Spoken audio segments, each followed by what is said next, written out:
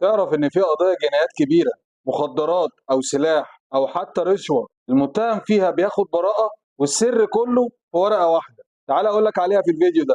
القاعدة القانونية في مصر بتقول إن ما بني على باطل فهو باطل، يعني لو الضابط فتش بيتك أو عربيتك ولقى ممنوعات بس إذن النيابة في غلطة صغيرة، الممنوعات دي كأنها لم تكن والقضية بتموت. طب إمتى المحكمة بتقول في حيثيات الحكم بالبراءة إن إذن النيابة باطل؟ هقول لك في حالات كتير جدا، يعني مثلا لو الضابط كتب تحريات سريعة من غير ما يتأكد والمحامي أثبت إنها غير جدية، أو اللي بيسموها تحريات مكتبية، يعني معمولة في المكتب. كمان لو الضابط فتشك أو قبض عليك الساعة 5 مثلا وإذن النيابة طلع الساعة 6، يعني كده القبض والتفتيش حصل قبل إذن النيابة، وده اسمه الدفع ببطلان إذن النيابة. ولو عايز تعرف أكتر عن إذن النيابة أو عندك سؤال في قضية، سيب لي كومنت في الفيديو ده أو تواصل معايا من خلال الرقم اللي هيظهر لك دلوقتي.